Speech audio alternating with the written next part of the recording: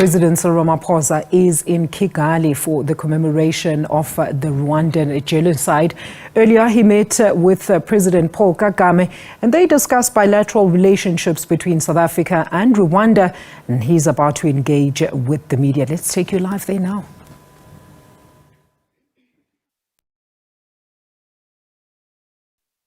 Well, we are coming live from Kigali, Rwanda. We are waiting for President Cyril Ramaphosa, who is going to engage the media in relation to what transpired yesterday. We know that the president met the Rwandan President Paul Kagame. You would recall that I spoke to President Paul Kagame on Thursday, and we spoke about the commemoration 30 years on, where he indicated that Rwanda is working hard to rebuild itself, even complimenting South Africa in relation to the role South Africa played after the Rwandan genocide, where we were able to assist young people, particularly from Rwanda, to get capacity and skills. And when you look at the level of commitment to the professionals here, be it private sector or is it public sector, you can see that indeed what they got, the education, the skills they got in South Africa, are really coming handy in terms of ensuring that you have a functioning professional state with a committed, disciplined civil service, but also in terms of the state-owned entities. And I think South Africa, much as we couldn't help when the genocide happened, because South Africa was also preparing for elections. And you know that at that time, some provinces, you had those pockets of conflict, and therefore the focus was to ensure that you have a very safe environment for elections. And it was after the assassination of Chris Hani, and as we look forward next week to commemorate the assassination of Chris Hani, it speaks to the mood in the country at that time. Now, the other issue that I spoke to him about was the issue of the relationship between South Africa and Rwanda, and President Kagame saying that he would want to see a situation where the relationship are sound, pointing out that from 1994 up to 2009, the relations were good, but at some point in time, he doesn't know what happened. But I think we all know what transpired. The tension, particularly the citizens of Rwanda who went to South Africa, and some of them were fingered or were mentioned, or they were suspects in relation to the genocides, and therefore perhaps the country feel aggrieved. And the assassination of the former chief of intelligence in South Africa, no country can allow that kind of a situation. And the other issue is issues of visas, and I think the minister yesterday pointed out that they are addressing that. And when I was here last year, the ambassador, Ambassador Mpatwa, said to me that they are really working hard from the Department of International Relations as diplomats to ensure that the relations are sound. I spoke to the ambassador of Rwanda before I came to Rwanda. He was saying he's looking forward to present his credentials to President Ramaphosa next week, so that he can start to work and ensure that the synergy between the two countries. We are still waiting for the president. The president is coming, and I can tell you the room is full. Journalists, some from South Africa, others from other countries, and we will be able to pose one or two questions to the president looking at what transpired today, particularly yesterday, that meeting, the issue of the DRC. And also today, during the commemoration, the president of Rwanda singled out countries that helped Rwanda to recover. South Africa was also mentioned, and that speaks to you have a good history, and that is why before 1994, before the genocide, Rwanda, some of the people in Rwanda reached out to the African National Congress then to say something is brewing. Can you help us? Because at that time we were told the apartheid regime was supplying arms, and therefore there was fear that this will lead to the disaster, of course, that happened. And therefore the relationship is likely going to improve after the meeting. It was quite a long meeting yesterday evening. But when I spoke to President Kagame on Thursday, he was looking forward to host President Cyril Ramaphosa. And we saw them even today. They were walking side by side when they were going to observe that important moment of remembering those who died and the victims, some of them who survived. And I think the body language spoke to two countries working hard and willing, the leaders, to reach out to each other. The other issue, what I observed was that they would still want to get more support from South Africa.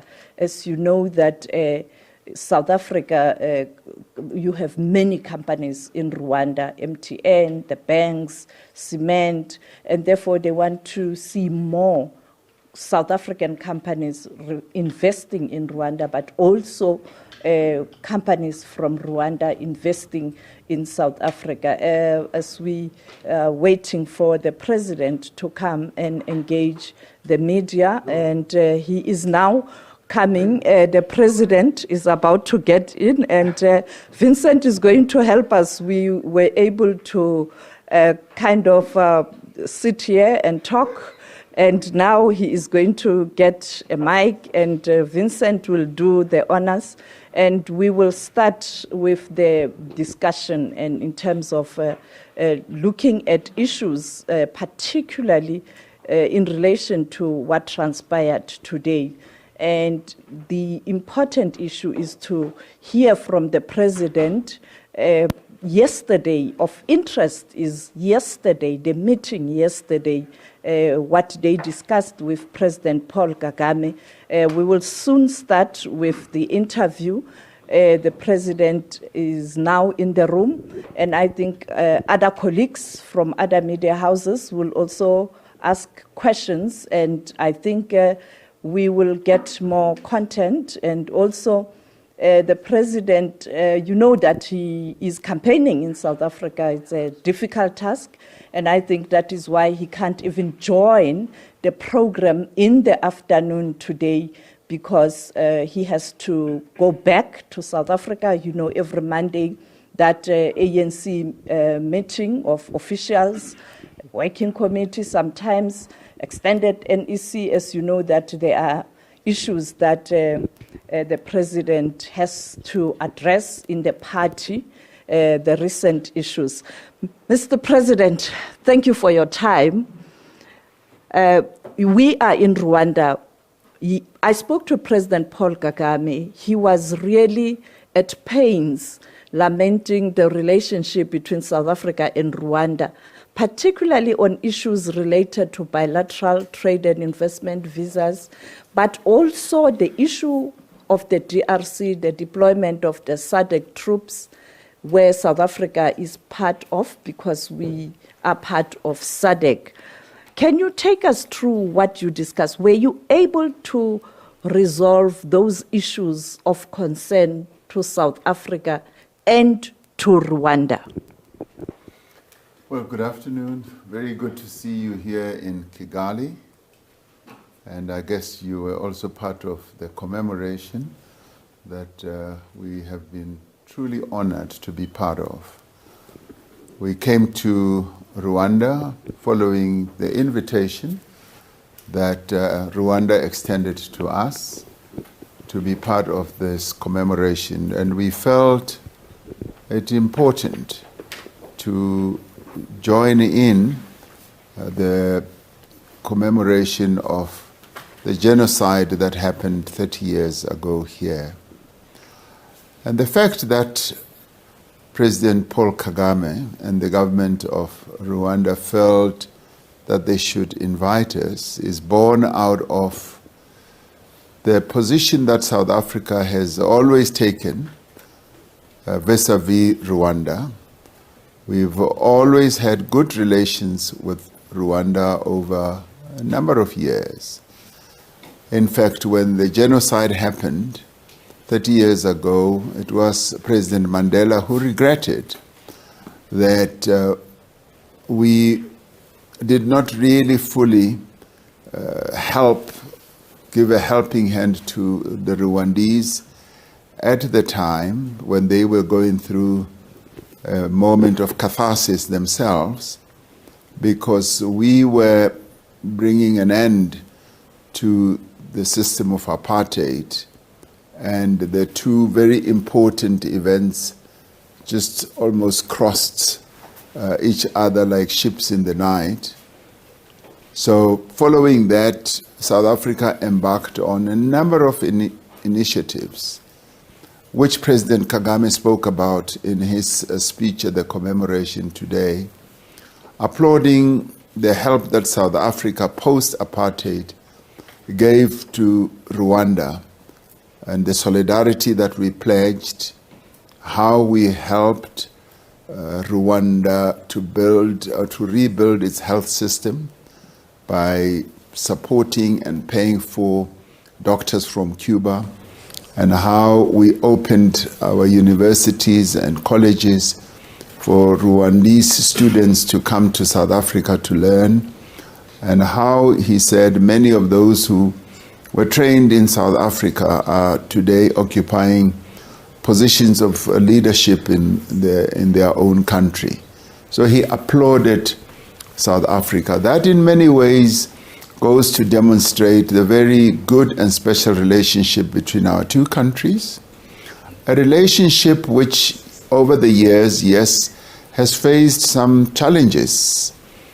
He and I, from the time I became president, have always sought to find ways of straightening out the wrinkles in our relationship.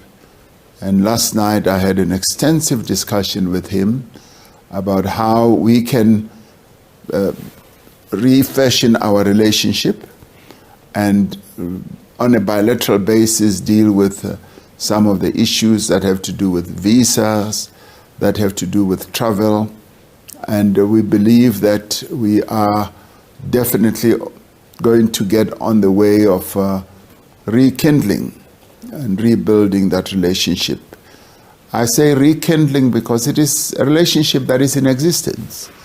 And like relationships between countries, sometimes they face challenges and they wrinkle up.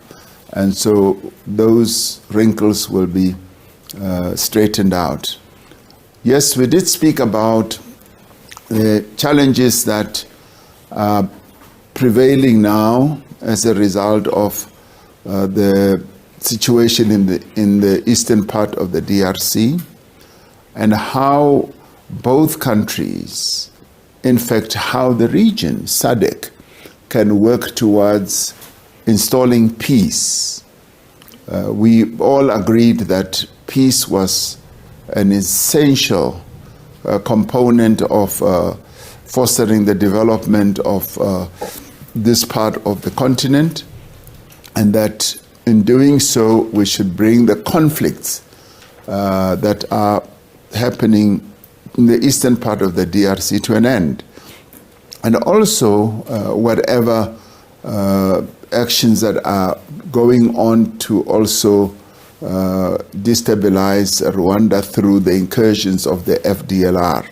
So there are a number of forces that operate in this area, and we agreed that a peaceful political solution is the best option to any military action. And beyond discussing with President Kagame, I also had a number of discussions with a number of other leaders. I also had a very good discussion with President Mbeki, who was also attending the commemoration, and we discussed the situation in the Eastern DRC. I went on to have discussions with other leaders from other countries, and all of us in our discussions expressed a very deep yearning for a peaceful political solution to the challenges that are being faced here. So I leave Rwanda with a renewed vigor and intention that we should find a solution that will lead to a political solution to what is prevailing here. The people of DRC yearn for peace, and similarly the people of Rwanda also yearn for peace. And so therefore, all of us combined, including SADC, should work towards installing peace in this area, so that the conflicts and the violent conflicts, the displacement of people in the DRC and indeed in Rwanda should come to an end, so that there should be peace and silence the guns in this part of our continent. So that is what we are hoping and aiming for. Your Excellency, since the issue with the DRC, there is the Luanda process and the Nairobi process in place. Is there a direct role for South Africa now that South Africa is leading a SADC force in the Eastern DRC? Yes, there is the Nairobi process, there is the Luanda process, and all these processes are collectively aimed at ensuring that the conflict comes to an end. And we take a lot of inspiration from that. The President Lorenzo of Luanda, who leads SADC, is firmly involved in the process that was initiated, which is the Luanda process. So we work under his leadership and his guidance. And the Nairobi process is a process that was aimed at installing a ceasefire, as well as ensuring that there is a political intervention and a solution. South Africa, therefore, has a role to play as well in supporting all these processes. We are part of SADC, and we therefore play a key role in supporting the two processes. So we will not try to install a process on our own.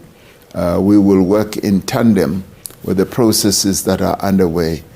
We do play an important role in that as members of SADC, we want to see peace. And peace is our calling card. That's what we bring to the whole process.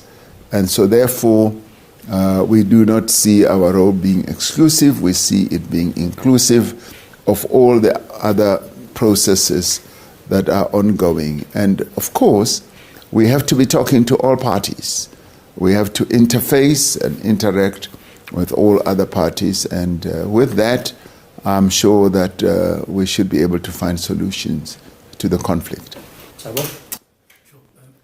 Thanks, Vincent. Mr. President, if you could flesh out some of the details on the discussions you had with Mr. President Kagame on resolving the standoff around the visas. What are the details? By when would you want this resolved? Were there any timelines that you agreed to? President Kagame and I obviously want the various challenges that we face to be resolved as quickly as possible. And so we have not exactly set out a time frame, but as soon as possible, we want this to be resolved, because we want ease of travel for Rwandese to come to South Africa. And we are in the process of dealing with a number of issues as it is now through the regulatory processes. So I would not be able to give a time frame, but all I can say is we want immediately to resolve the challenges that prevail. For South Africa, it's not a good option for us to be at loggerheads with any country on the continent. That is not who we are. We are a country that, because of our foreign policy, should be at peace with all countries in the world, because our remit is a better Africa and a better world. And South Africa should be always committed to having good relations with all countries in the world. And if there are problems and challenges, we must always be on the side of seeking solutions to whatever problems there are. So we are going to resolve these as quickly as possible, because not doing so serves the interests of those who may not want to see good relations between our two countries. So we want good relations. I certainly want to see good relations between South Africa and Rwanda, and indeed all other countries as well. Mr. President, let me say, you were saying that Rwanda is rebuilding itself after 30 years. Let me draw a parallel with South Africa, if it's possible. 30 years after apartheid, the next election, maybe ANC will lose its majority for the first time. This can be a very big change for your country. What's your opinion on that? Well, the two countries have like similarities. Rwanda is rebuilding itself, and it's 30 years that they've been at it, and we have been at it for 30 years, and we've seen tremendous progress.